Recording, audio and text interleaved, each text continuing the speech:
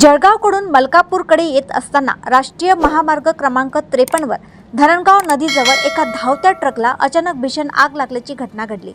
या घटनेमुळे काही काळ महामार्गावर भीतीचे वातावरण निर्माण झाले होते।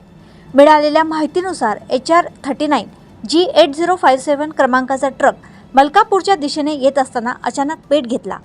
काही क्षणातच आगीने रौद्र रूप धारण केल्याने परिसरात धुराचे मोठे लोट पसरले। त्यामुळे महामार्गावरील वाहतुकीवरही परिणाम झाला। या घटनेची माहिती मिळताच मलकापूर नगरपालिकेचे अग्निशामक दल तात्काळ घटनास्थळी दाखल झाले। अग्निशामक कर्मचाऱ्यांनी स्थानिक ग्रामस्थांच्या मदतीने जीव धोक्यात घालून शर्थीचे प्रयत्न करत आगीवर नियंत्रण मिळविले। सुदैवाने या भीषण घटनेमध्ये कोणतीही जीवितहानी झाली नाही, मात्र ट्रकचे मोठ्या प्रमाणात नुकसान झाले। दरम्यान महामार्गावरील सुरक्षा व्यवस्था व आपत्कालीन प्रतिसाद यंत्रणेवर नागरिकांकडून प्रश्नचिन्ह उपस्थित करण्यात येत आहे। देशोन्नतीसाठी अनिल कुमार गोठी यांची रिपोर्ट।